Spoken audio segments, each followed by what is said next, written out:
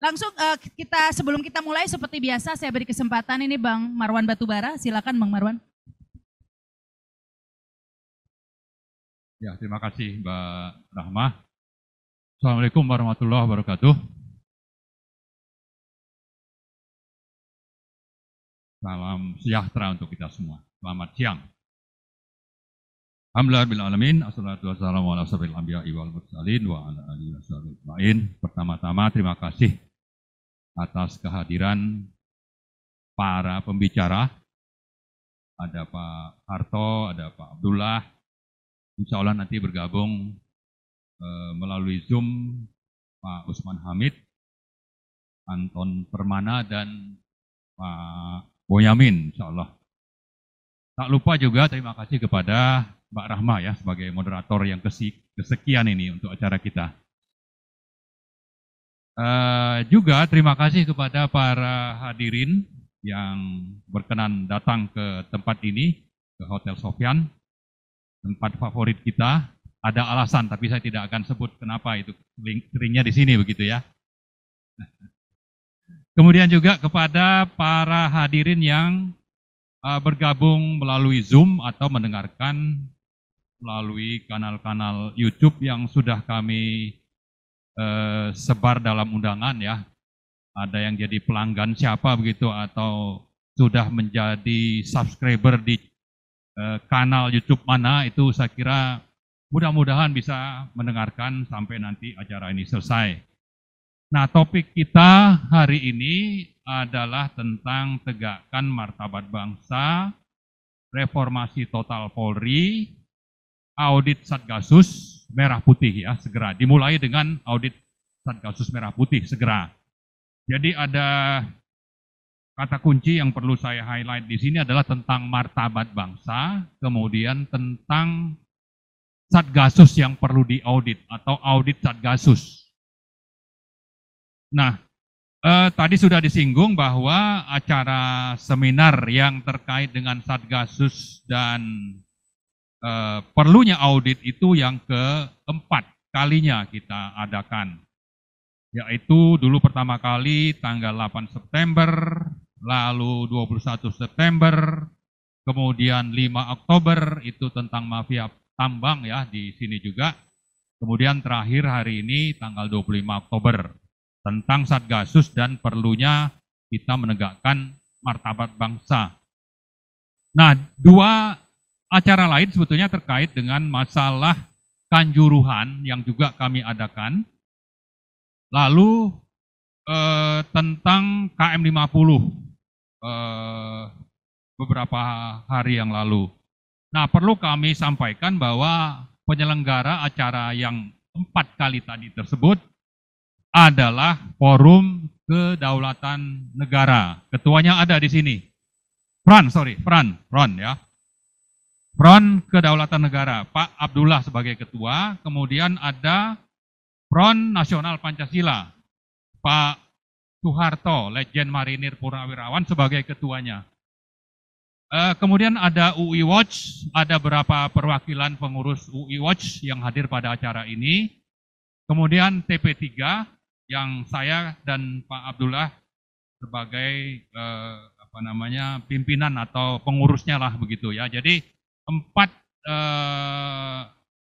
perkumpulan ini perlu kami ingatkan atau kami sampaikan kepada penyelenggara negara, terutama pemerintah, Presiden Jokowi dan juga DPR, akan terus dan tidak akan berhenti melakukan advokasi agar hukum dan keadilan ditegakkan di negara kita tercinta ini. Nah, saya sedikit meng-highlight ya bahwa Satgasus Merah Putih itu dibentuk pertama kali tanggal 6 Maret 2019 melalui SPRIN ya, surat perintah nomor 681 Kapolri Tito Karnavian. Jadi 6 Maret. Kemudian pertama kali yang menjadi Satgasusnya itu adalah Komjen Idam Aziz yang belakangan menjadi Kapolri. Kemudian Verdi Sambo itu ditunjuk menjadi Satgasus pertama kali pada tahun 2020 melalui Sprint Kapolri nomor 1246. Lalu diperpanjang ya sampai nanti Desember 2022. Pada bulan Juli 2022 melalui Sprint nomor 1583. Jadi sebetulnya jabatan Sambo yang sekarang sedang disidang ya sebagai terdakwa itu akan berakhir nanti, tapi sekarang sudah tidak lagi menjabat ya, sudah dicopot jadi anggota Polri kalau tidak salah. Nah, dalam perjalanan tugas dari Satgasus ini diduga kuat dengan fakta-fakta meyakinkan ternyata Satgasus terlibat dalam berbagai kejahatan besar berkategori mafia. Ya. Jadi ibarat toko serba ada, ya. Anda butuh jenis kejahatan apa? Maka Satgasus siap berperan vital dan melayani. Ya, seperti itulah kira-kira ya Satgasus ini. Jadi Satgasus terlibat kejahatan perjudian beromset ratusan triliun. Satgasus dalam hal ini diduga ya ada dan sangat berperan di sana.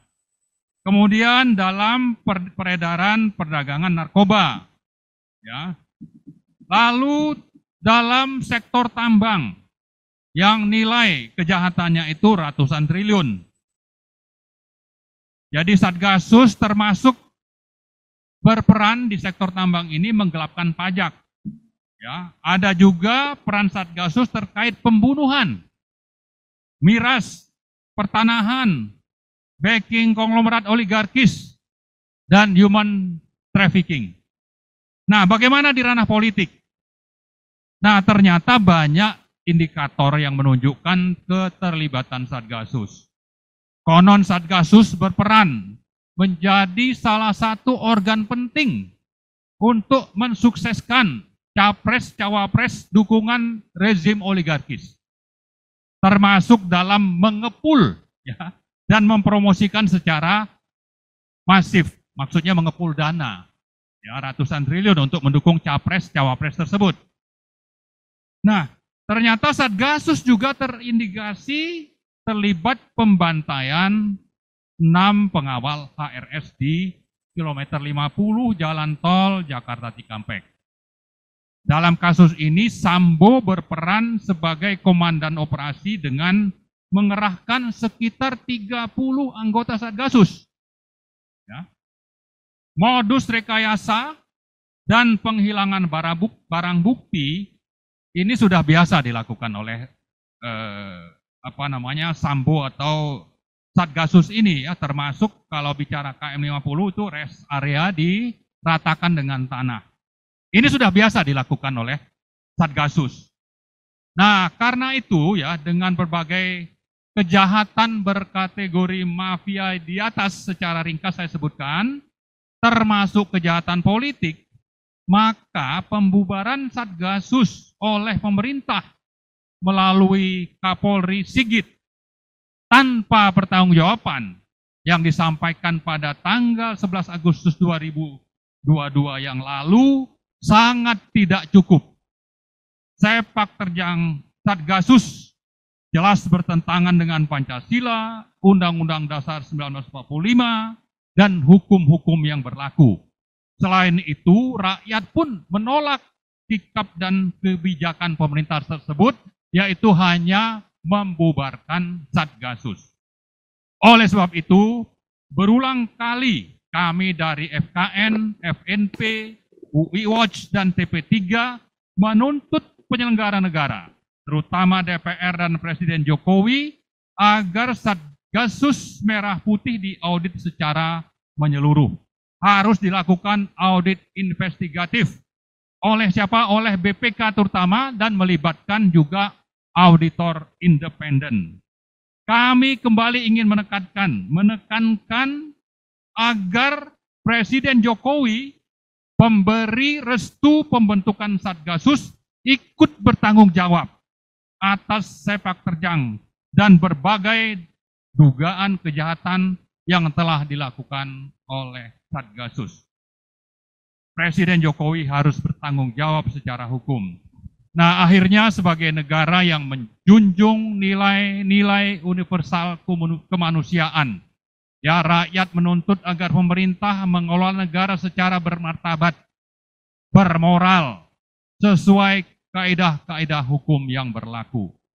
Rakyat Indonesia itu sebetulnya malu dan kehilangan martabat jika NKRI dikelola oleh penyelenggara negara secara serampangan, seolah tidak beradab, sesuka hati, otoriter, dan syarat kepentingan oligarkis, serta modus mafia seperti yang telah dilakukan oleh Satgasus.